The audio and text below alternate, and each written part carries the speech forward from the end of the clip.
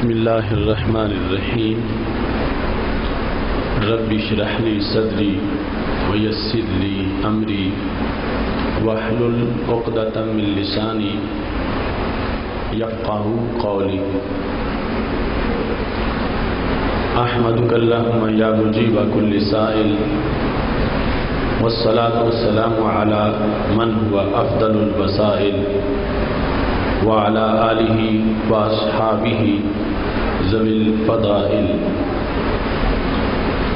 اما بعد فاعوذ باللہ من الشیطان الرجیم بسم اللہ الرحمن الرحیم ربنا اغفر لنا ولإخواننا الذین سبقونا بالایمان ولا تجعل في قلوبنا غلا للذین آمنوا ربنا انک رؤوف رحیم صدق اللہ العظیم وصدق رسولہ النبی الکریم الامین ان اللہ وملائکتہ یصلون علی النبی یا ایہا الذین آمنوا صلوا علیہ وسلموا تسلیما الصلاۃ والسلام علیک یا سیدی یا رسول اللہ وعلی آلک واصحابک یا حبیب اللہ مولاي صل وسلم دائما ابدا على حبيبك خير الخلق كلهم منزه عن شريك في محاسنه وجوهر الحسن فيه غير منقسم يا اكرم الخلق والي من الوذ به سواك عند حلول الحادث العممي محمد تاج رسل اللہ قاطبۃ محمد صادق الاقوال والکلم محمد ذکرہ روح لانفسنا محمد شکرہ فرد علی الامم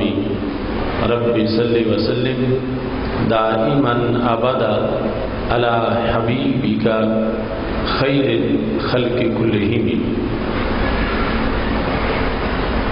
اللہ تبارک و تعالی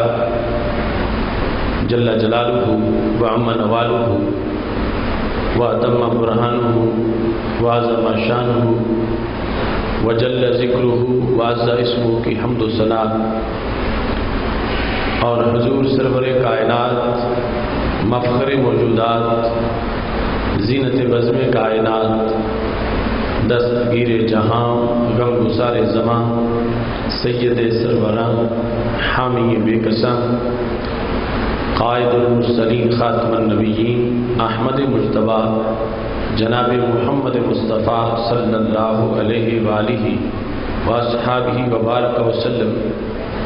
کے دربار قمر بار میں ہدیہ درود و سلام عرض کرنے کے بعد وارثان منبر و محراب ارباب فکر و دانش نہایت ہی معزز و محتشم حضرات و خواتین رب ذوالجلال کے فضل اور توفیق سے گوجرانوالا کی سرزمین پر ادارہ صراط مستقیم پاکستان کے زیر اہتمام 18ویں سالانہ فہم دین کورس میں ہمیں شرکت کی سعادت حاصل ہو رہی ہے۔ ہماری آج کی گفتگو کا موضوع ہے تحقیق ایصال ثواب۔ میری دعا ہے رب ذوالجلال ہم سب کو قرآن و سنت کا فہم عطا فرمائیں اور قرآن و سنت کے ابلاغ و تبلیغ اور اس پر عمل کرنے کی توفیق عطا فرمائیں۔ اسلام ایک جامع دین ہے جس میں زندگی کے تمام تر شعبہ جات کے لیے رہنمائی موجود ہے، بلکہ جب ایک انسان اس دار فانی سے کوچ کر کے وہ اگلی دنیا میں چلا جاتا ہے، وصال کر کے برزخ میں پہنچ جاتا ہے، اس کے احکام بھی اسلام میں بیان کیے گئے ہیں، اور یہاں تک کہ فوت شدگان کی بہتری کے لیے ایک جامع لائحہ عمل اہل حق کو عطا کیا گیا ہے۔ قرآن مجید برہان رشید میں رب ذوالجلال نے ایمان والوں کی شان کو بیان کرتے ہوئے کہ کون سے لوگ اللہ کے دربار میں پسندیدہ ہیں اور رب ذوالجلال انہیں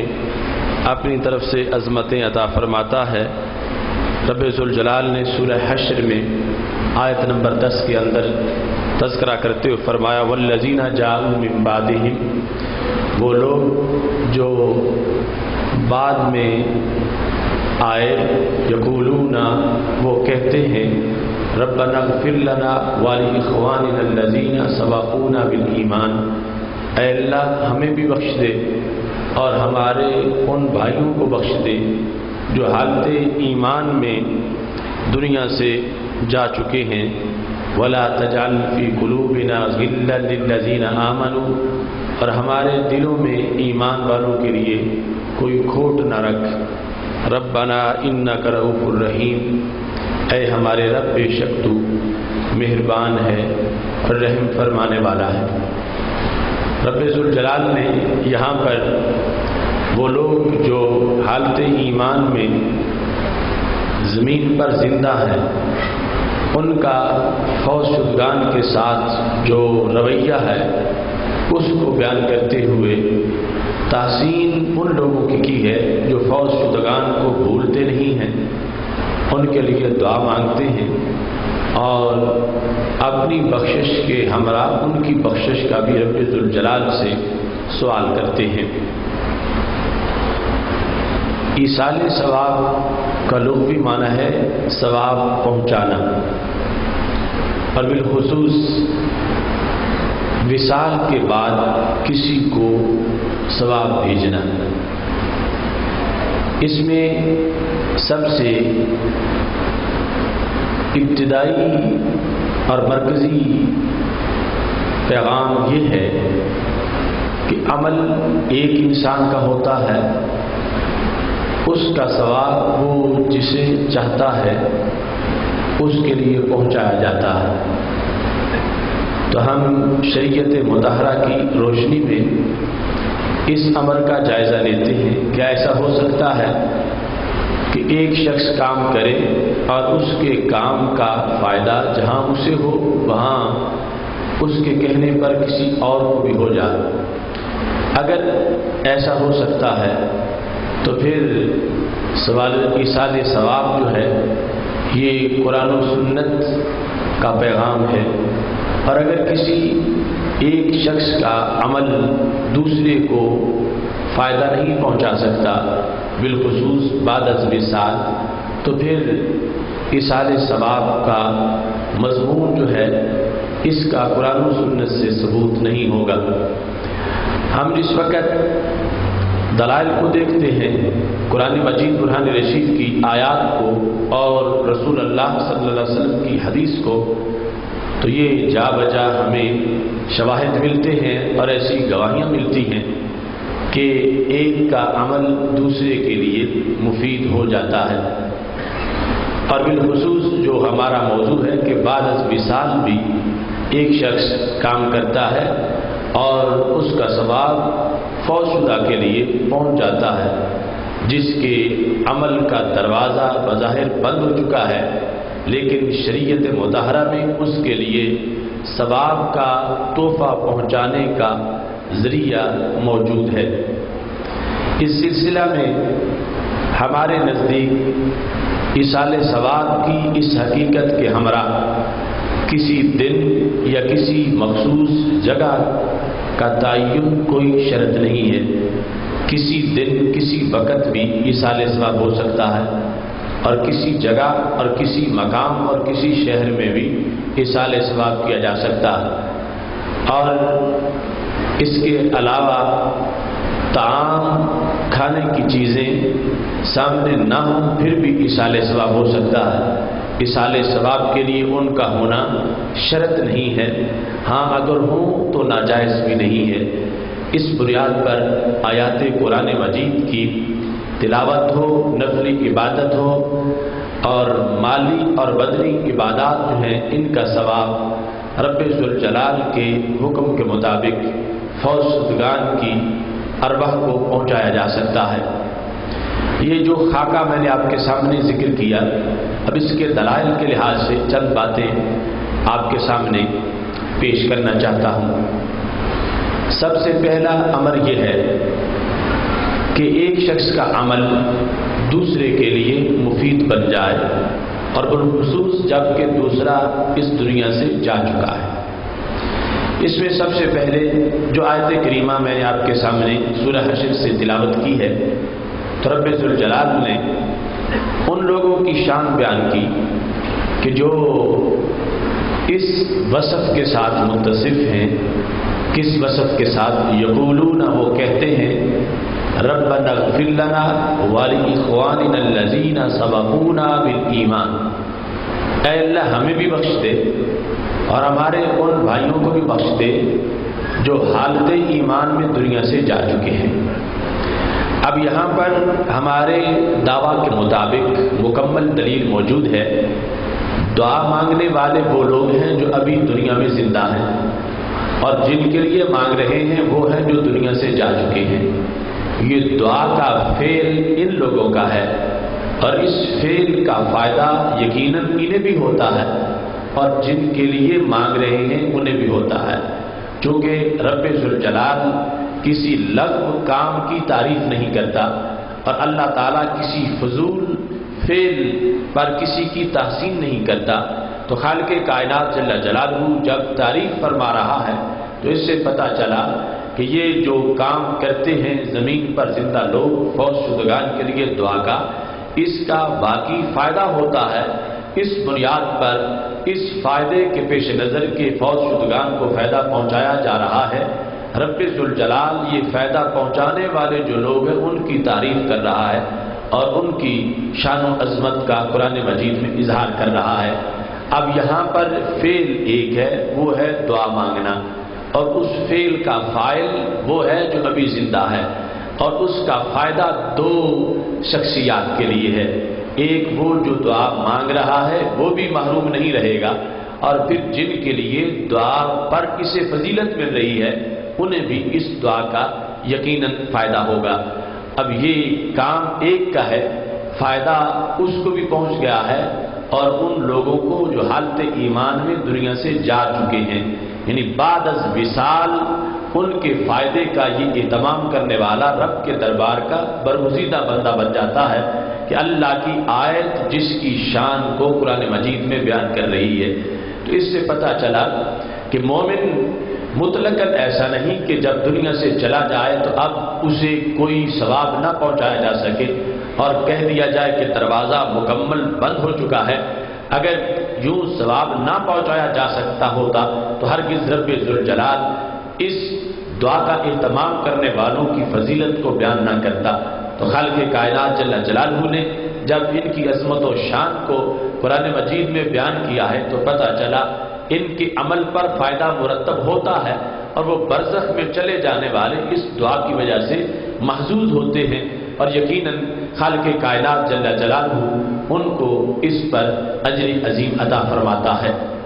قرآن مجید برہان رشید میں سورہ بنی اسرائیل کے اندر رب ذوالجلال نے جہاں پر والدین کے ساتھ حسن سلوک کا حکم دیا ہے تو خالق کائنات جل جلالہ نے وہاں پر اپنی عبادت کے فوراً بعد والدین کے ساتھ حسن سلوک کا حکم دیتے ہوئے رب ذوالجلال نے یہ ارشاد فرمایا ہے، وَقَضَىٰ رَبُّكَ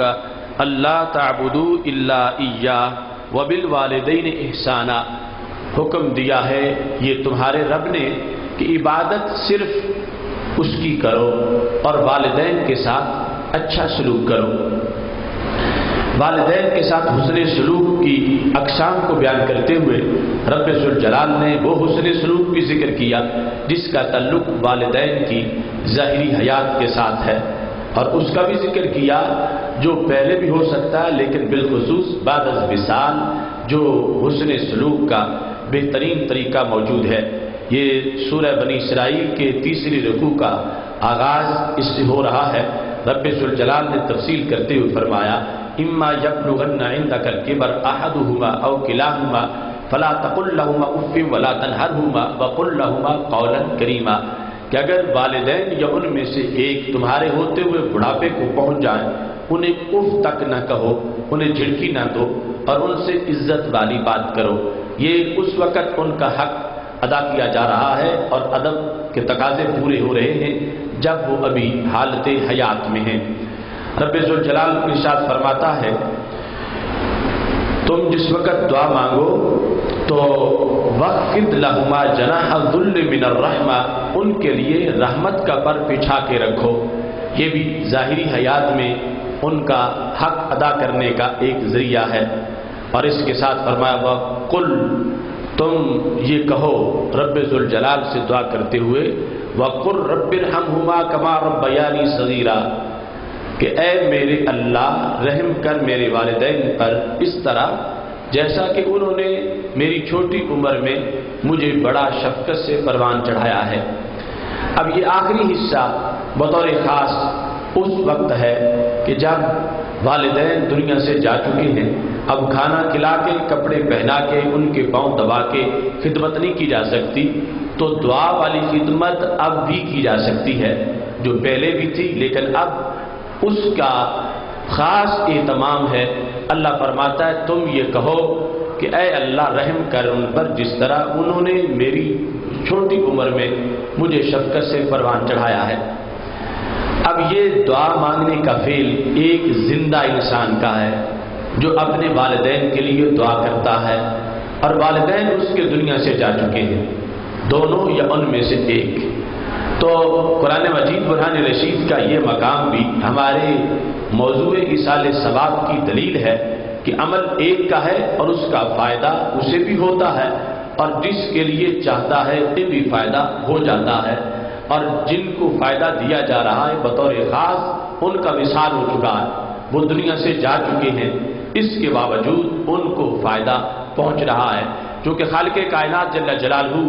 دعاؤں کو قبول کرتا ہے، اور یہ وہ دعا ہے جس کا رب خود ہی حکم بھی فرما رہا ہے، اور صرف حکم ہی نہیں فرما رہا بلکہ الفاظ بھی بتا رہا ہے کہ تم اس طرح مجھ سے دعا کرو۔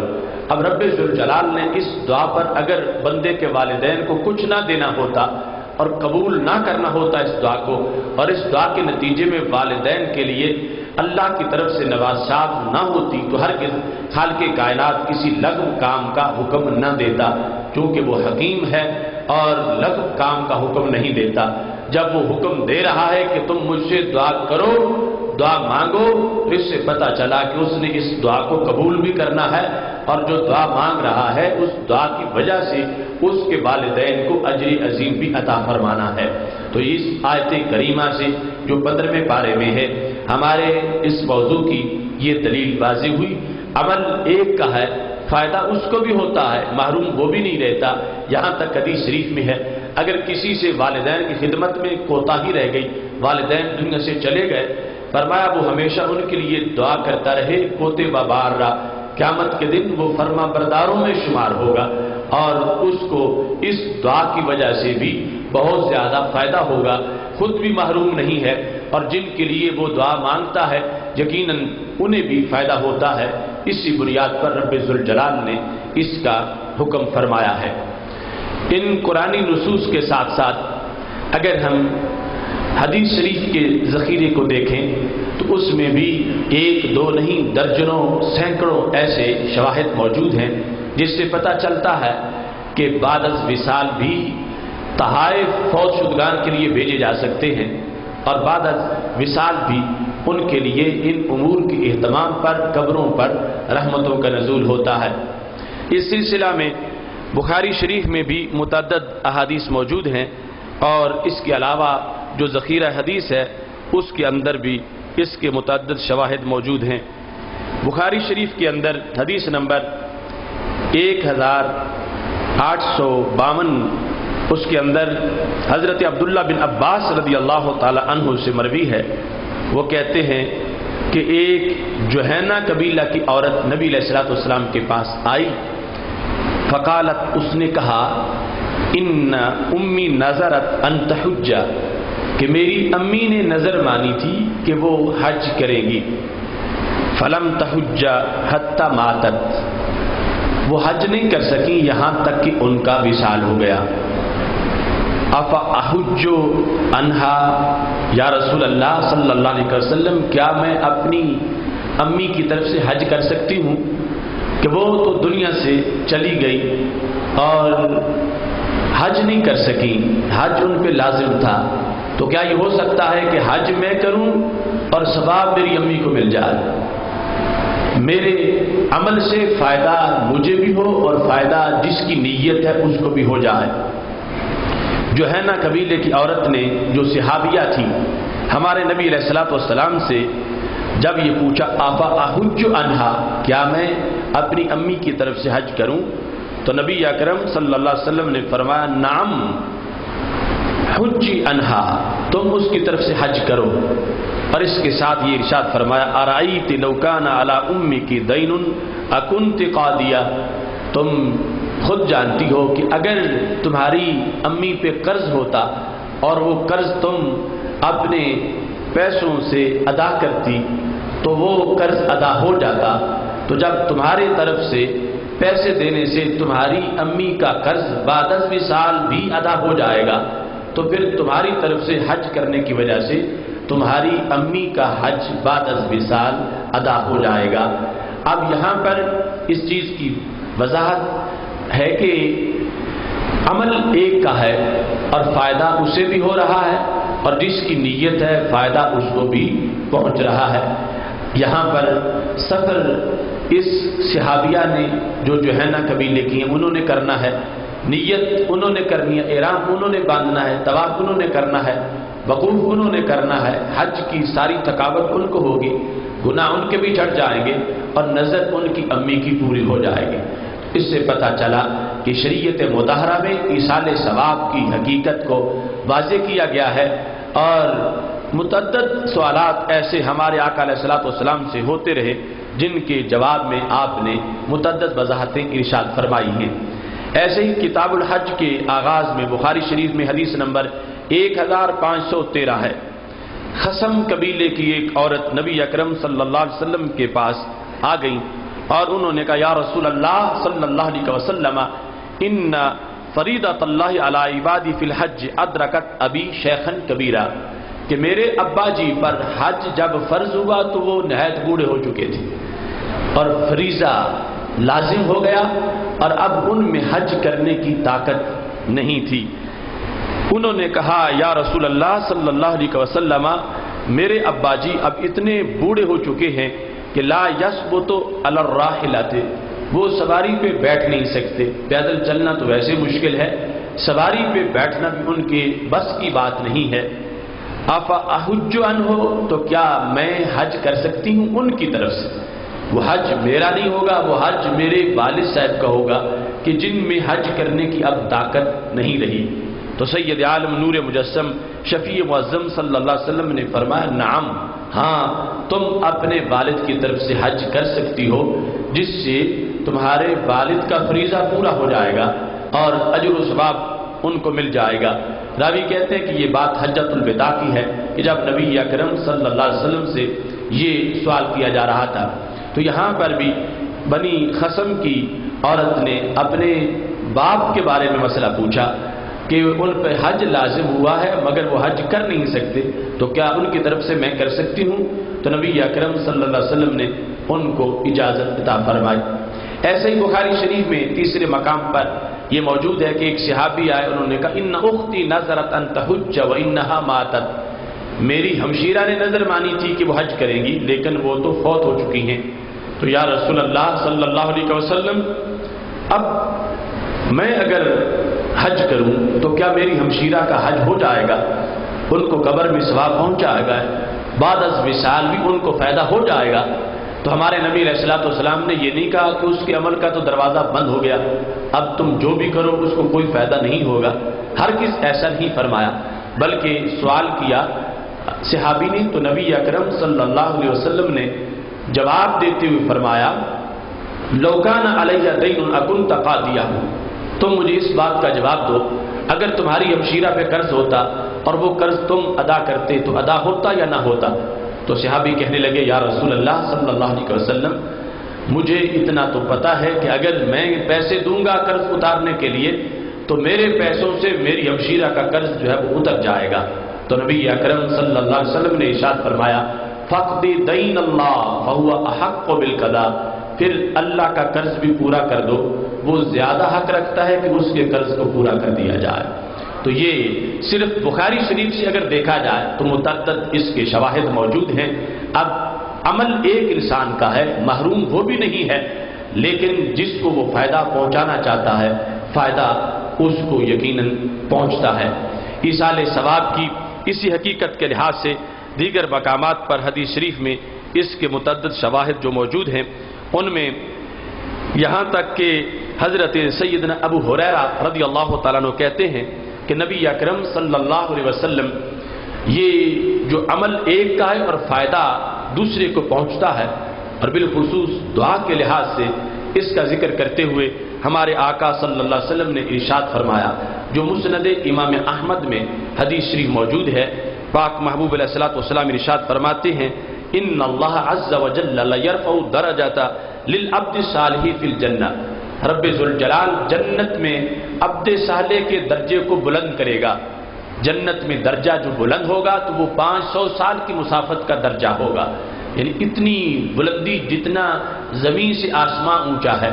جب اتنی بلندی جنت میں پہنچنے کے بعد کسی انسان کو ملے گی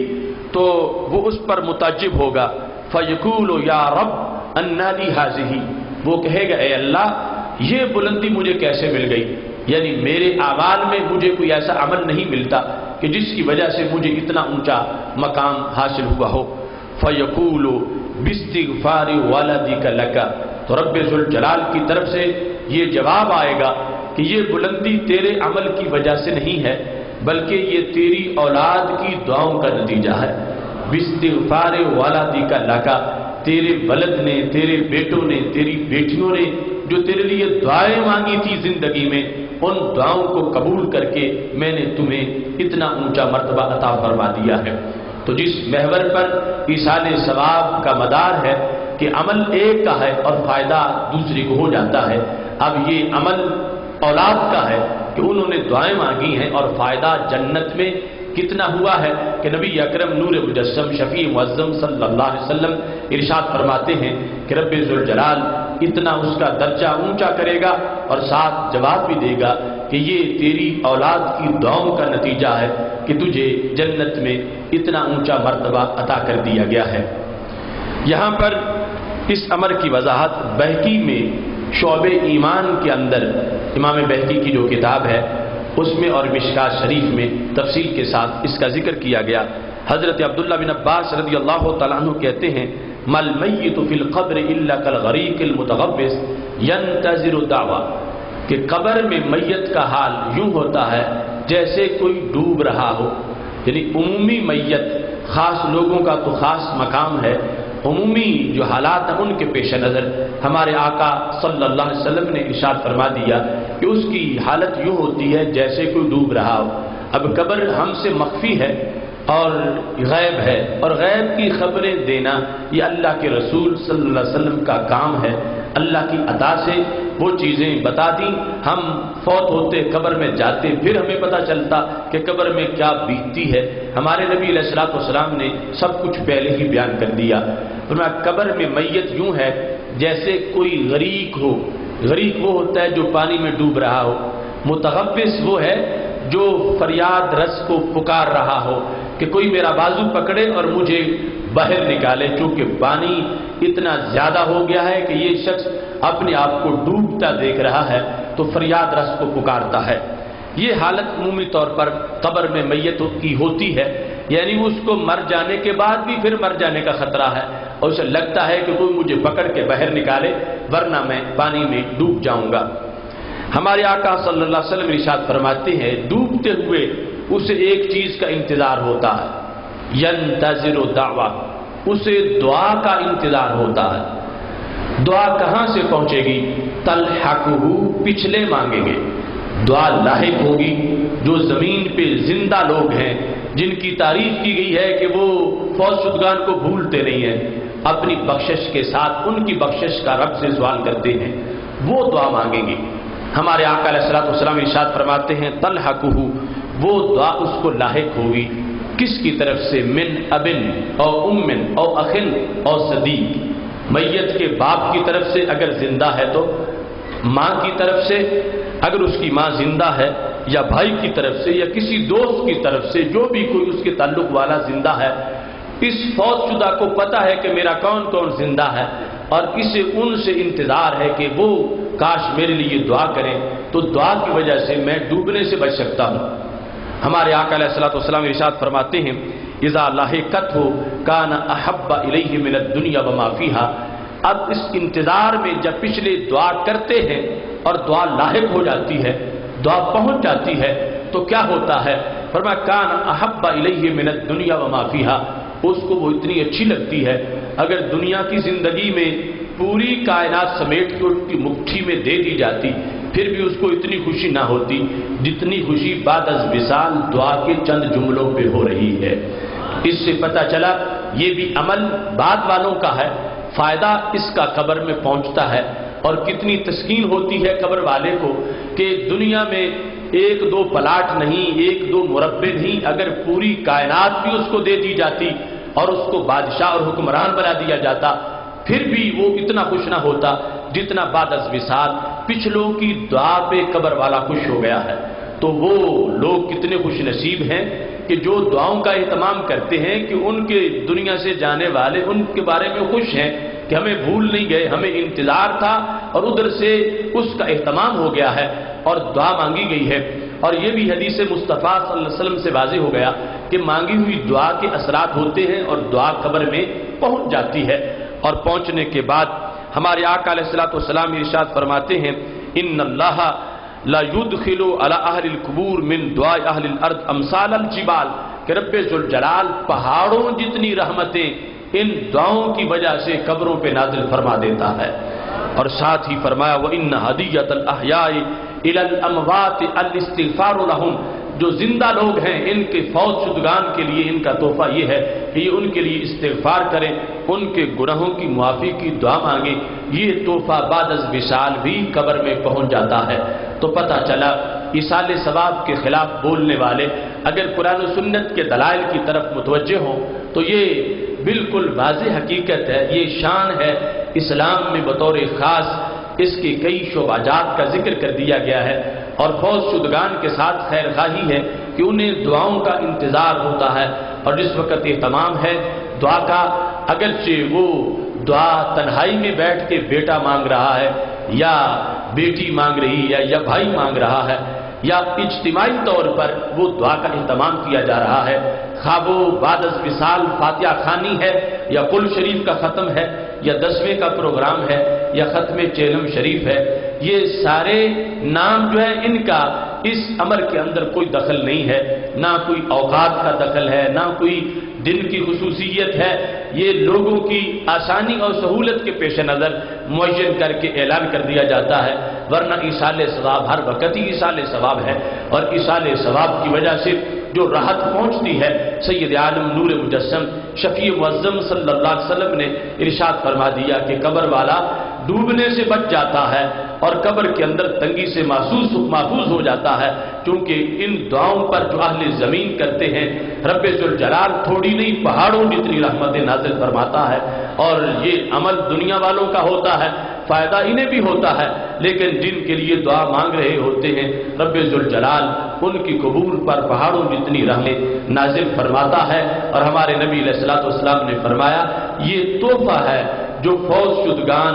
دیتے ہیں، اور جو دنیا فوت شدگان کو دیا جاتا ہے جو زندہ لوگ پیش کرتے ہیں، اور شریعت مطہرہ میں اس تحفے کے وصول ہونے کا ذریعہ موجود ہے، اور اس کے بھیجنے کو ہی ایصال ثواب کہتے ہیں۔ اس وقت اس تحفے کا اہتمام ہوتا ہے، یہ تحفہ جاتا ہے قبر والا اسے وصول کرتا ہے، اسے خوشی ہوتی ہے، اور اتنی خوشی کہ دنیا میں اگر ساری زندگی ساری کائنات کی حکومت بھی اس کو دے دی جاتی پھر بھی اتنی خوشی نہ ہوتی جتنی بعد از وصال اس کو دعاؤں کی وجہ سے خوشی ہوتی ہے۔ اس امر کی وضاحت کے ساتھ اب یہ بات ان چند دلائل کی روشنی میں طے ہوئی کہ ایصال ثواب ایک کا عمل ہے جس کا فائدہ دوسرے تک پہنچانا ہے، اور اس کے درجنوں نہیں سینکڑوں دلائل قرآن و سنت میں موجود ہیں۔ اس کے بعد اس کے لیے اجتماعی حالت کا اہتمام کرنا، جس طرح کہ ہم قل شریف کے اجتماع کے لیے، چہلم شریف کے اجتماع کے لیے اعلان کرتے ہیں، لوگ اکٹھے ہوتے ہیں، اجتماعی طور پر دعا ہوتی ہے، تو اس کے لحاظ سے بھی اس امر کا جائزہ لینے کی ضرورت ہے کہ اس کی شرعی حیثیت کیا ہے۔ یاد رکھنا، شریعت مطہرہ میں ہمیں ہر وہ کام کرنے کا حکم دیا گیا ہے جس سے دعا کی قبولیت کے چانسز بڑھ جائیں۔ دعا کے لیے اہتمام ہے کہ اس کے پہلے بھی درود ہو، بعد بھی درود شریف ہو، چاہے درود شریف قبول ہو تو دعا بھی درمیان میں قبول ہو جائے۔ ہمیں دعاؤں کے اوقات بیان کیے گئے کہ جمعہ کا دن ایک گھڑی ہے کہ جو دعا مانگی جاتی ہے وہ دعا قبول ہو جاتی ہے۔ ہمیں یہ بھی بتایا گیا شریعت میں کہ جب بارش نازل ہو رہی ہو، ہر قطرے کے ساتھ ایک فرشتہ اتر رہا ہوتا ہے، اور وہ بھی دعاؤں کی قبولیت کا وقت ہے۔ ہمیں یہ بھی بتایا گیا ہے کہ جب نماز پنجگانہ کی اذان ہو رہی ہوتی ہے تو وہ اذان بھی دعا کی قبولیت کا وقت ہے۔ تو قبولیت کے وقت کے لیے اہتمام کرنا اور ایسے امور کو درمیان میں لانا، یہ شریعت کا ہم سے تقاضا ہے کہ تاکہ تمہاری محنت رائگاں نہ جائے اور زیادہ سے زیادہ چانسز یہی ہوں کہ جو تم مانگو اللہ وہ تمہیں عطا فرما دے۔ اس لحاظ سے جو مسلم امہ کے افراد کا مل بیٹھنا ہے اور اجتماع ہونا ہے، اس کی برکت بہت زیادہ ہے، اور ہمارے اہل سنت و جماعت کے مسلک میں جو اجتماعی دعا، وہ قل شریف کی ہو، وہ 10ویں کا ختم ہو، وہ چہلم ہو، وہ سالانہ عرس ہو، یہ سارے نام ان لوگوں کی سہولت کے لیے ہے۔ اصل مقصد اجتماع کر کے اجتماعیت کی برکت کو حاصل کرنا ہے۔ وہ اجتماعیت کی برکت کیا ہے؟ صحیح مسلم شریف میں حدیث شریف موجود ہے، ہمارے آقا صلی اللہ علیہ وسلم ارشاد فرماتے ہیں، مجتمع قوم فی بیت من بیوت اللہ یتلون کتاب اللہ ویتدارسونہ بینہم الا نزلت علیہم السکینہ وغشیتہم الرحمہ وحفتہم الملائکہ وذکرہم اللہ فی من عندہ۔ فرمایا جس وقت میری امت کے کچھ فرد کہیں اکٹھے ہو جاتے ہیں اور اکٹھے ہو کے اللہ کا قرآن پڑھتے ہیں تو پھر کیا ہوتا ہے؟ فرمایا رب ذوالجلال ان کے لیے 4 بندوبست کر دیتا ہے۔ مجتمع قوم فی بیت من بیوت اللہ، گرامر کے لحاظ سے یہ کلمات دلالت کرتے ہیں کہ وہ اجتماع خواہ دور صحابہ کا ہو یا 15ویں صدی کا ہو، جب بھی امت مسلمہ کے کچھ لوگ اکٹھے ہوں گے، اور اس میں مکان کی شرط نہیں ہے کہ مدینہ شریف میں اکٹھے ہوں یا مکہ شریف میں اکٹھے ہوں، نہیں، مطلقاً کہا گیا کہ دنیا کے کسی کونے میں مسلم امہ کے چند افراد ایماندار جب اکٹھے ہو جائیں، اور اکٹھے ہو کے کیا کریں؟ وقت کے لحاظ سے بھی تعین نہیں ہے کہ ضروری ہے کہ صبح ہی ہوں یا شام کو ہوں یا دوپہر کو ہوں یا رات کو ہوں، مطلقاً وقت کے لحاظ سے بھی کہا گیا کہ مسلم امہ کے افراد کسی صدی میں، کسی سال، مہینے میں، دن رات کی کسی گھڑی میں، وہ کسی شہر میں بھی کوئی بھی ہوں ایمان والے، ضروری نہیں کہ سارے محدث ہوں، مفسر ہوں، سارے پیران طریقت ہوں، نہیں، ایمان والے ہوں، وہ کہیں اکٹھے ہو جائیں اور اکٹھے ہو کے کیا کام کریں؟ فرمایا یتلون کتاب اللہ، قرآن کی تلاوت کریں، قرآن ویتدارسونہ بینہم، اس کے بعد اس کا تدارس کریں، یعنی تلاوت ہو جائے، پھر اس کی تقریر ہو جائے، اس کا بیان ہو جائے، اس کے معنی کو، مفاہیم کا ذکر کر دیا جائے، تو یہ اجتماع، اس کے لیے اللہ کی طرف سے 4 اہتمام ہوتے ہیں۔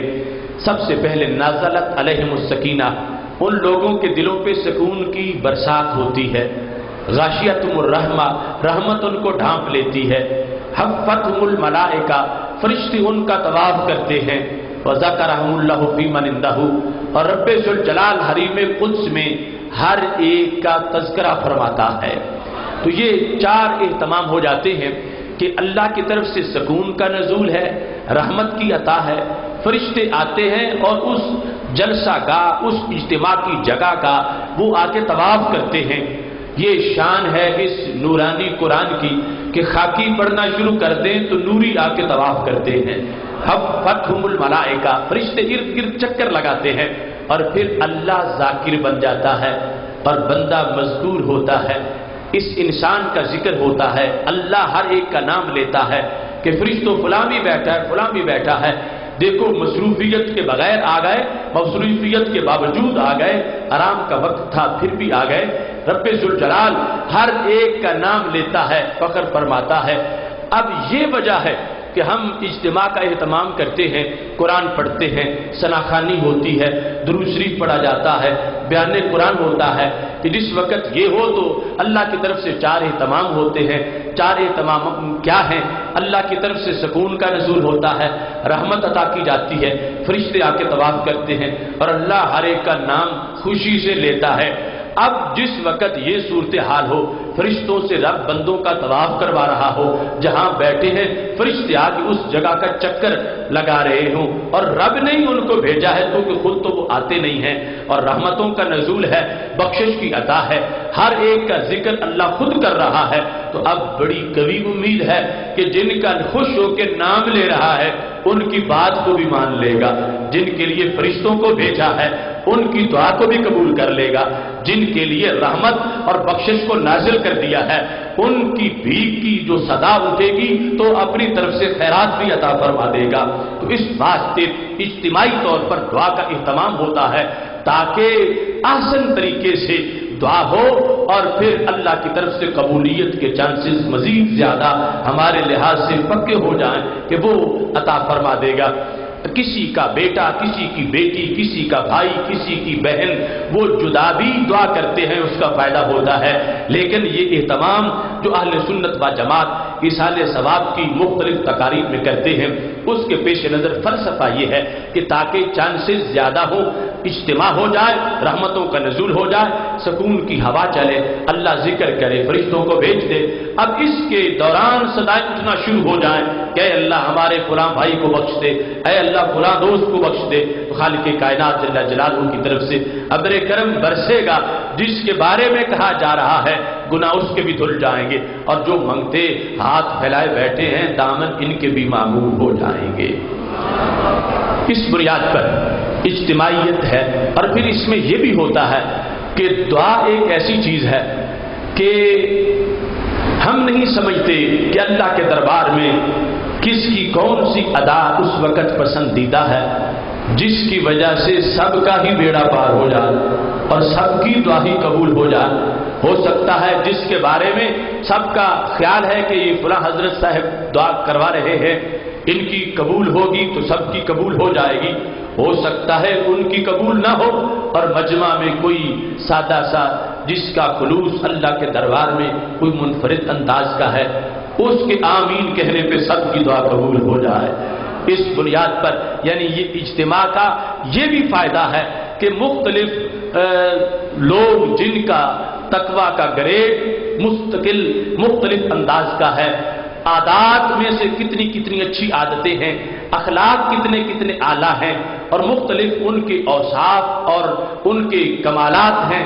ان کی ہاتھ اٹھنے سے سب کی قبول ہو جائے گی، ان کے آمین کہنے سے سب کی قبول ہو جائے گی۔ اس بنیاد پر دعا کا اہتمام ہوتا ہے اور سب کی دعا رب ذوالجلال اپنے دربار میں قبول فرما لیتا ہے۔ اختصار کے ساتھ اس موضوع میں یہ امر بھی پیش نظر ہے کہ جس وقت دعا کا اہتمام کیا جاتا ہے تو بعض اوقات کھانے کی چیزیں بھی سامنے رکھی جاتی ہیں، ان کا بھی اہتمام ہوتا ہے اور دعا مانگی جاتی ہے۔ اس سلسلہ میں جس طرح کہ میں نے شروع میں ذکر کیا اور بالخصوص اس کی وضاحت فتاوی رضویہ کی نامی جلد میں حضرت مجدد دین و ملت امام احمد رضا خان فاضل بریلوی رحمۃ اللہ علیہ نے بھی کی ہے کہ ہمارے نزدیک ایصال ثواب کے لیے کھانا وغیرہ شرط نہیں ہے، لیکن اگر رکھ دیا جائے تو اس میں کوئی حرج بھی نہیں ہے، بلکہ آیات قرآن کی جب تلاوت ہوگی تو اس کھانے کی برکت کئی گنا زیادہ ہو جائے گی، اور اس کے لحاظ سے اس کے کھانے میں بھی یک گنا فضیلت آ جائے گی۔ اور آج یہ سوچ کہ چونکہ اس چیز پہ ختم پڑ دیا گیا ہے تو کچھ لوگ کہتے ہیں کہ یہ ہمارے تو استعمال کی نہیں رہی، اس پہ ختم پڑ دیا گیا ہے۔ پتہ نہیں یہ سوچ کہاں سے ایسے لوگوں میں آ گئی۔ اصول ہے شریعت کا متفقہ کہ جس کی آحاد مباح ہوں وہ مجبوعہ بھی مباح ہوتا ہے، جس کے اندر ایک ایک چیز جائز ہو وہ مجبوعہ بھی جائز ہوتا ہے۔ اب یہ جو ختم شریف ہے اس کے احاد اکائیاں اور جزیات کیا ہیں؟ اس کے اندر پانی ہے، مائع طہور ہے، اس کے اندر کھانا ہے جو کہ حلال پکا ہوا ہے، اور اس کے اندر بیٹھنے والے سارے مسلمان ہیں، اور جو پڑھا جا رہا ہے وہ رب کا قرآن ہے۔ تو ان میں سے جزیات میں سے کوئی چیز بھی ایسی نہیں جو حرام تو کیا مکروہ بھی ہو، ساری کی ساری چیزیں جو ہیں وہ جائز ہے۔ مومن کے دل میں اسلام ہے، زبان پہ اللہ کا کلام ہے، اور پاک متبرک رزق ہے۔ تو اس بنیاد پر جس وقت اس پہ اب تلاوت قرآن ہو رہی ہے، آیات پڑھی جا رہی ہیں، اوراد و وظائف کیے جا رہے، اللہ کے اسماء شریف کا ورد ہو رہا ہے، تو اس سے عقل سلیم تو یہ سمجھنے سے قاصر نہیں ہے کہ یہ فضیلت کا ایک مرحلہ ہے اور اس میں کسی طرح کی کوئی قباحت نہیں ہے۔ اس لحاظ سے بھی چند شواہد آپ کے سامنے پیش کرنا چاہتا ہوں کہ کھانے پینے کی چیزوں پر آیات پڑھا جانا، دعا مانگا جانا، یہ وہ امر ہے جو کہ سید عالم نور مجسم شفیع معظم صلی اللہ علیہ وسلم سے ثابت ہے،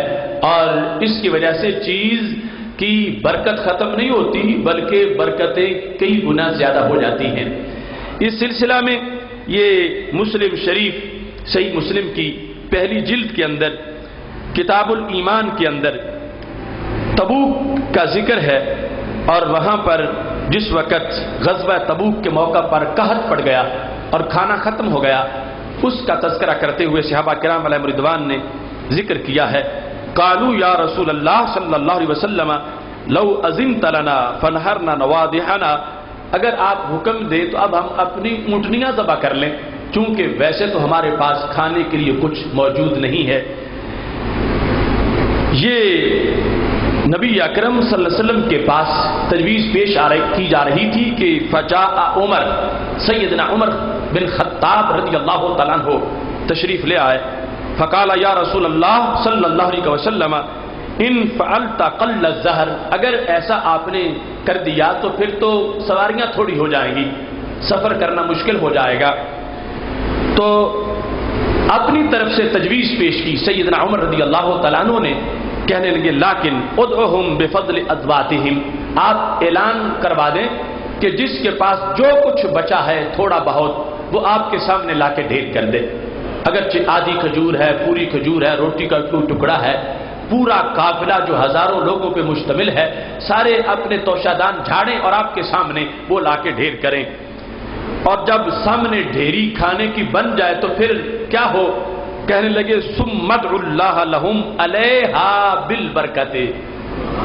پھر میرے محبوب آپ اس کھانے کے اوپر برکت کی دعا فرما دیں۔ ثم ادعوا اللہ، آپ دعا کریں اللہ سے، علیہا اس کھانے کے اوپر، وہ جو جتنے بھی روٹی کے ٹکڑے ہوں گے، کھجوریں ہوں گی، علیہا اس کے اوپر بالبرکت، آپ برکت کی دعا فرما دیں، عمر کا یقین ہے سب کی بوریاں بھر جائیں گی۔ اب دیکھو دعا ایک مانوی امر ہے،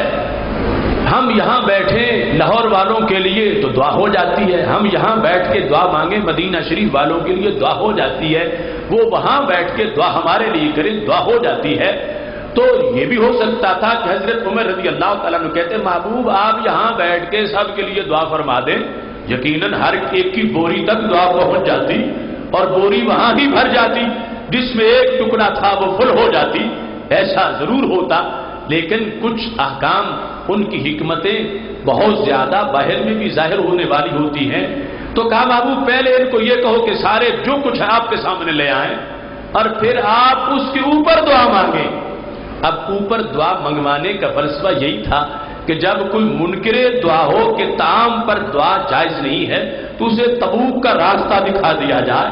اور جب کوئی کہے کہ چونکہ اس کھانے پر قرآن پڑھا گیا ہے، ختم پڑھا گیا ہے، اور جس کھانے کے اوپر دعا مانگی جائے ہم وہ کھانا نہیں کھاتے، تو اس کو بتایا جائے کہ پھر تم صحابہ کے طریقے والے نہیں ہو، اس واسطے کہ صحابہ نے تبوک میں جو کھایا تھا وہ سارا دعا والا کھانا تھا، اس واسطے کہ صحابہ کرام علیہم رضوان نے جس وقت ڈھیر لگا دیا ہے تو نبی اکرم نور مجسم شفیع معظم صلی اللہ علیہ وسلم سے حضرت عمر کہہ رہے تھے محبوب علیہا بالبرکات، اس کے اوپر آپ برکت کی دعا فرما دیں۔ تو اگر اس میں کچھ گڑبڑ ہوتی، کچھ توہم پرستی ہوتی، کچھ ناجائز کام ہوتا تو میرے نبی علیہ السلام سے بڑھ کے شریعت کا محافظ کون ہو سکتا ہے؟ آپ سے بڑھ کر امور دین کا نگہبان کون ہو سکتا ہے؟ آپ فرماتے عمر تم جاہلوں والی باتیں کیوں کرتے ہو؟ عمر تم توہم پرستی والی باتیں کیوں کرتے ہو؟ جہاں ہے کسی کی بوری وہیں رہنے دو، میں یہیں سے دعا کر دیتا ہوں، دعا وہاں بھی پہنچ جائے گی۔ ایسا فرمایا جا سکتا تھا، لیکن جو حضرت عمر نے تجویز دی ہے کہ سب لا کے سامنے کھانا رکھیں اور محبوب آپ اس کے اوپر دعا کریں، تو میرے نبی علیہ السلام نے ان کی مکمل تجویز کو قبول فرما لیا اور سب کو اعلان کر دیا کہ جو کچھ کھانے کی چیزیں ہیں وہ لے آؤ اور سامنے ڈھیر کرو تاکہ اس کے اوپر دعا مانگی جائے۔ صحابہ کرام علیہم رضوان کہتے ہیں سرکار دو عالم صلی اللہ علیہ وسلم کے سامنے ایک چٹائی بچھا دی گئی اور مختلف چیزیں کھانے کی اس کے اوپر رکھ دی گئیں، اور جس وقت سب ڈھیر مکمل ہو گیا فدعا رسول اللہ صلی اللہ علیہ وسلم علیہ بالبرکت، تو پھر سرکار دو عالم صلی اللہ علیہ وسلم نے اس ڈھیر کے اوپر برکت کی دعا فرما دی ہے۔ الفاظ بولے ہیں، دعا کی ہے پورے ڈھیر کے اوپر، اور پھر فرمایا کہ تم اپنی اپنی بوریاں لے آؤ اور بھر لو، اور باقی سب کی بوریاں بھر گئیں۔ تو اگر یہ ایسا امر ہو کہ ویسے تو کھانا جائز ہو، دعا مانگنے سے ناجائز ہو جائے، تو پھر ایسی سوچ فکر کا تعلق عہد صحابہ کی فکر سے نہیں ہے۔ صحابہ کرام علیہم رضوان نے سب نے قبول کیا ہے، ان میں سے کسی نے نہیں کہا کہ محبوب اب تو ختم پڑا گیا ہے، اب تو دعا مانگی گئی ہے کھانے پہ ہمارے قابل ہی نہیں رہا۔ نہیں، وہ دیکھ رہے ہیں کہ جو شریعت دینے والے ہیں وہی تو دعا خود مانگ رہے ہیں، اور اگر اس میں کوئی یہ کہتا ہے کہ ان کی دعا اور ہماری دعا اور، تو ہم کہتے ہیں یہی تو ہمارا نظریہ ہے کہ ان میں سے ہم میں سے ان کی مثل کوئی نہیں ہے، ان کی دعا اور ہے، ہماری دعا اور ہے۔ جتنی برکت ان کی دعا میں ہے اتنی برکت ہماری دعا میں نہیں ہے، لیکن نفس دعا کا تو پتہ چلا، وہ دعا مانگے تو کھانا حصی طور پر بھی زیادہ ہو جائے تو ہماری دعا سے ٹھیک ہے حصی طور پر نہ بھی بڑھے گا، لیکن آیات قرآن کی برکت تو کھانے میں داخل ہو جائے گی۔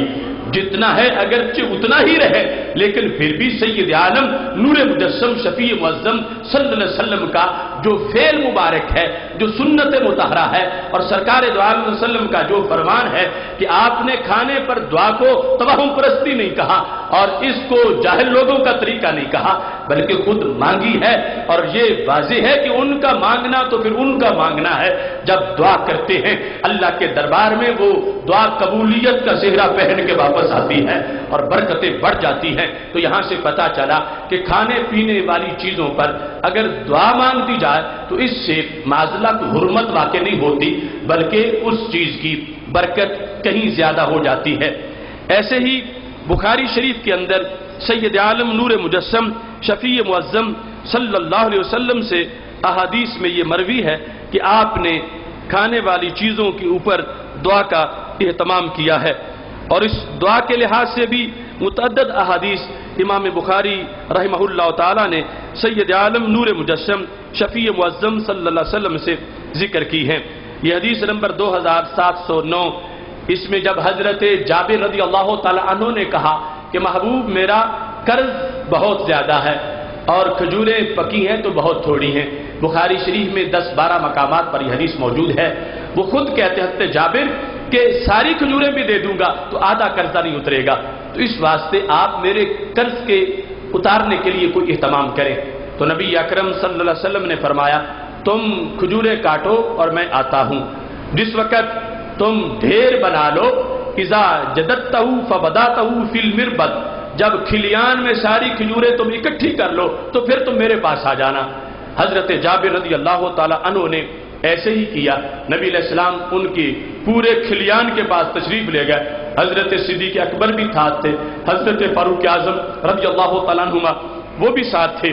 فجلس علیہ، سرکار اس پورے کھلیان کے پاس جو ڈھیر لگا ہوا تھا کٹی ہوئی کھجوروں کا، اس کے پاس بیٹھ گئے۔ ودعا بالبرکت، اور وہاں محبوب علیہ السلام نے اس ڈھیر پر برکت کی دعا مانگی، جس کا نتیجہ یہ نکلا کہ حضرت جابر کہتے ہیں سارا قرضہ اتر گیا اور ڈھیر میں سے ایک کھجور بھی کم نہیں ہوئی تھی۔ تو سید عالم نور مجسم شفیع معظم صلی اللہ علیہ وسلم سے اس طرح یہ دعا ثابت ہے، اور اس کی برکات کا ذکر بھی حدیث مصطفیٰ صلی اللہ علیہ وسلم میں موجود ہے۔ ایسے ہی یہ اہتمام جو ایصال ثواب کے لحاظ سے ہم کرتے ہیں، اس میں جو فوت شدگان ہیں ان کو اس کا فائدہ پہنچنا اور ان کی برزخی زندگی میں ان کے لیے اس کا باعث کرم ہونا، اس کی جس طرح کے اجمالاً بیان اس شروع میں کیا کہ اگر دنیا کی زندگی میں پوری دنیا کی حکومت ان کو دے دی جاتی تو پھر بھی اتنی خوشی نہ ہوتی جتنی خوشی ان کو دعا کے چند جملوں پہ ہو جاتی ہے۔ اس سلسلہ میں ہم دیکھتے ہیں کہ صحیح مسلم شریف میں وہ حدیث شریف موجود ہے کہ جس وقت حضرت عمر بن عاص رضی اللہ تعالیٰ عنہ کے وصال کا وقت قریب تھا، یہ حدیث شریف مسلم شریف کتاب الایمان میں حدیث شریف 192 ہے، جس کے اندر حضرت عمر بن عاص رضی اللہ تعالیٰ عنہ کے وصال کے وقت کے ان کی وہ جملے ہیں جو اس موضوع کو اچھی طرح واضح کرنے والے ہیں۔ انہوں نے کہا اذا انا مت فلا تصاحبنی نائحۃ ولا نار، جب میں فوت ہو جاؤں تو میرے ساتھ کوئی بین کرنے والی عورت میری چارپائی کے قریب نہ ہو، اور نہ ہی میرے چارپائی کے ساتھ آگ کو اٹھایا جائے۔ فَإِذَا دَفَنْتُمُونِي شُنُّوا عَلَيَّ التُّرَابَ شَنًّا، جب تم مجھے دفن کرو تو میری قبر پر مٹی آہستہ آہستہ ڈالنا، زور سے مٹی نہ ڈالنا، آہستہ آہستہ مٹی کو ڈالنا، اور مٹی ڈال کے پھر ثُمَّ أَقِيمُوا حَوْلَ قَبْرِي، میری قبر کے گرد دائرہ بنا کے کھڑے ہو جانا۔ یہ وہ پرانا والا اسلام ہے، پہلے والا ثُمَّ أَقِيمُوا حَوْلَ قَبْرِي کہ تدفین کے بعد بھاگ نہ جانا، میری قبر کے گرد تم دائرہ بنا کے کھڑے ہو جانا۔ قدر ما تنہر جزور ویقسم لحمها، اتنی دیر تک ضرور کھڑے رہنا جتنی دیر میں اونٹ کو ذبح کر کے نہر کر کے کھال اتار کے گوشت بنا کے اس کو بانٹ دیا جاتا ہے، اتنی دیر تک تم ضرور میری قبر کے گرد کھڑے رہنا۔ اب اس کا فائدہ کیا ہوگا؟ باہر والے کھڑے ہیں، اندر والوں کو فائدہ کیا ہوگا؟ حکم وہ دیتے ہیں جو صفہ کے پڑے ہوئے ہیں، حکم وہ دیتے ہیں کہ جن کا عقیدہ ہمارے لیے معیار ہے، حکم وہ دے رہے ہیں کہ جن کو رب ذوالجلال نے ایمان کا ماڈل قرار دیا ہے۔ فَإِنْ آمَنُوا بِمِثْلِ مَا آمَنْتُمْ بِهِ فَقَدِ اهْتَدَوْا، جن کی شان ہے کہ قیامت تک کے مسلمان اگر اپنے ایمان کو پرکھنا چاہیں تو وہ دیکھیں کہ ایمان صحابہ کے ایمان جیسا ہے تو پھر صحیح ہے، اگر آگے پیچھے ہے تو پھر درست کرنا ضروری ہے۔ اب یہ حضرت عمر بن عاص رضی اللہ تعالیٰ عنہ صحابی رسول صلی اللہ علیہ وسلم ہیں، فاتح مصر ہیں، ان کے زور توحید اور ان کے عقیدہ توحید نے مصر کو توحید کا مرکز بنایا ہے۔ وہ حضرت عمر بن عاص رضی اللہ تعالیٰ عنہ کہتے ہیں کہ تم میری قبر کے گرد کھڑے ہو جانا، کتنی دیر تک؟ پر جتنی دیر اونٹ کو پکڑ کے کھال اتار کے ذبح کر کے کھال اتار کے گوشت بنا کے بانٹنے میں وقت لگتا ہے، اتنی دیر تک کھڑے رہنا۔ اور اس کا فائدہ کیا ہوگا؟ کہتے ہیں حتی استأنس بکم، یہاں تک کہ تمہاری وجہ سے میرا دل قبر میں لگ جائے گا۔ استأنس بکم، یہ مسلم شریف کے الفاظ جس میں حضرت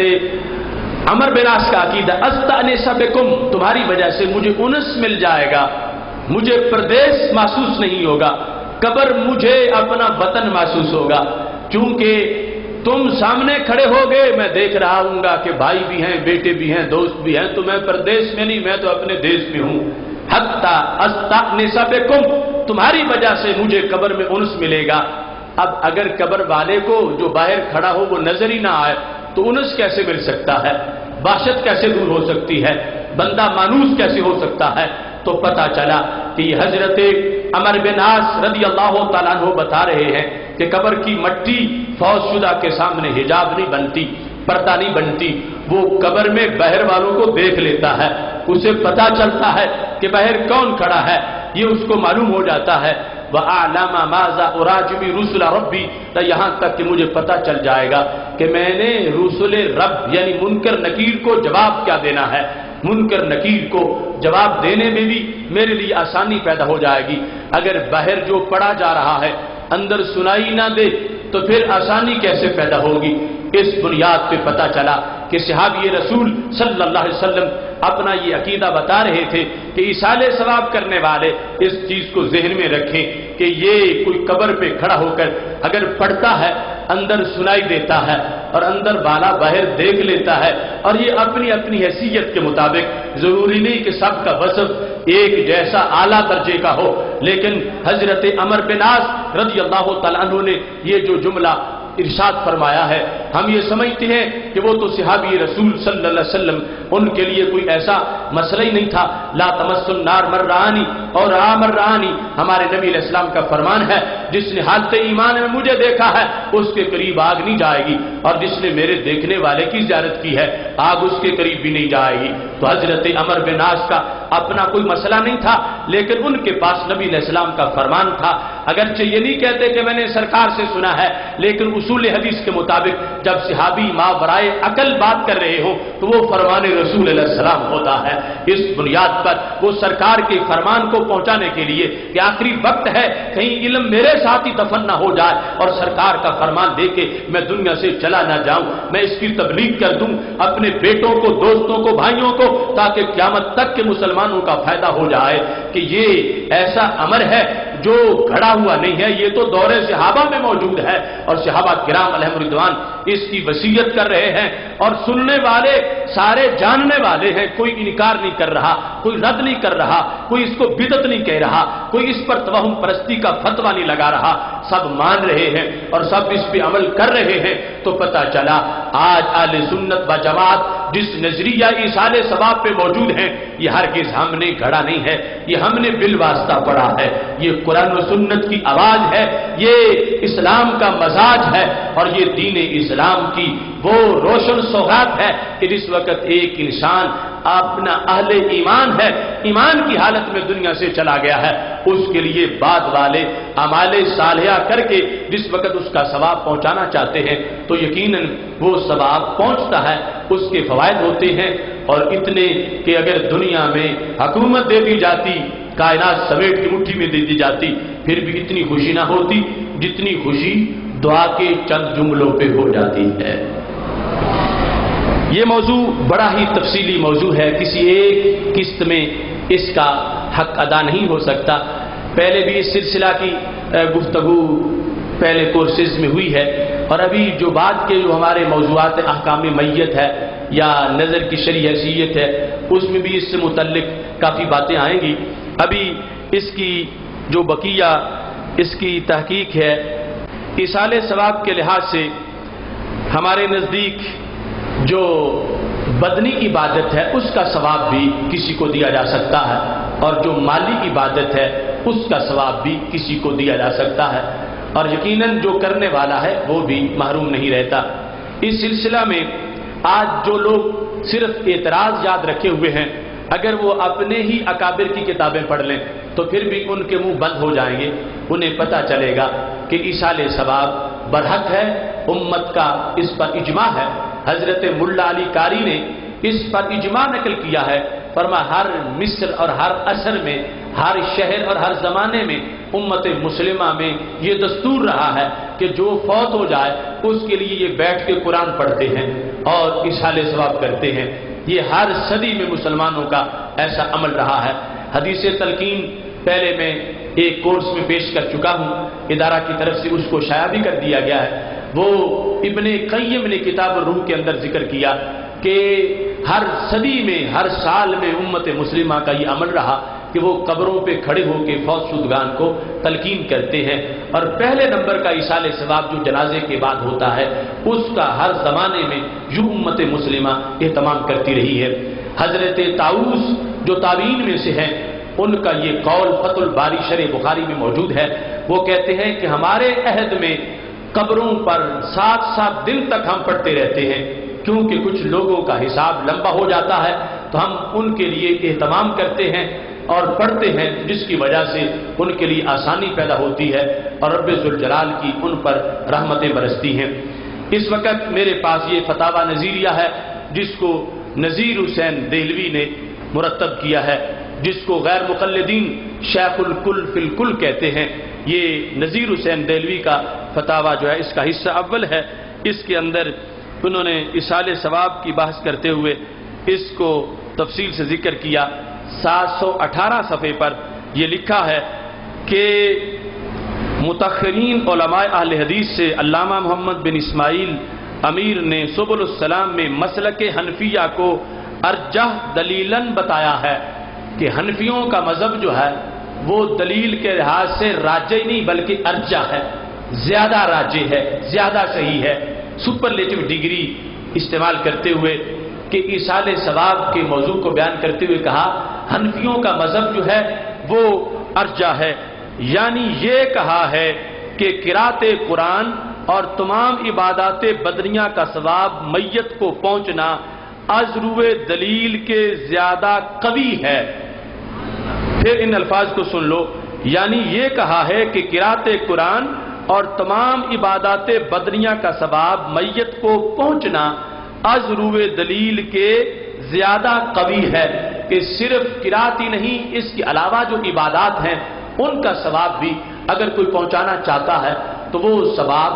میت کو قبر میں پہنچ جائے گا، اور کہا کہ اس کی دلیل مضبوط ہے اور قوی دلیل ہے کہ ایصال ثواب برحق ہے اور اس میں کوئی شک نہیں ہے۔ اور یہ امت مسلمہ کا جو انداز ہے، آج جو لوگ اس کا انکار کرتے ہیں وہ اپنے فتاوی کو دیکھیں تو فتاوی میں امام اعظم ابو حنیفہ کی فقہ کے لحاظ سے بھی اور شریعت مطہرہ کے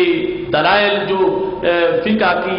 تفصیلات میں موجود ہے ان کے لحاظ سے بھی اس چیز کو واضح کیا گیا کہ یہ کوئی گھڑی ہوئی بات نہیں ہے کہ آج کچھ جاہلوں نے ملنگوں نے معاذ اللہ بنا لی ہو، بلکہ یہ دور صحابہ سے لے کر امت مسلمہ کا ہر دور کا یہ روشن عمل رہا ہے کہ وہ فوت شدگان کو بھولتے نہیں ہیں، فوت شدگان کے لیے دعاؤں کا، صدقے کا، نفلی عبادات کا اہتمام کرتے ہیں، چونکہ جو فرض ہوتا ہے اس کا بندہ خود محتاج ہے اور وہ ثواب اسے ملے گا، اور وہ فرض جو ہے اس کے اندر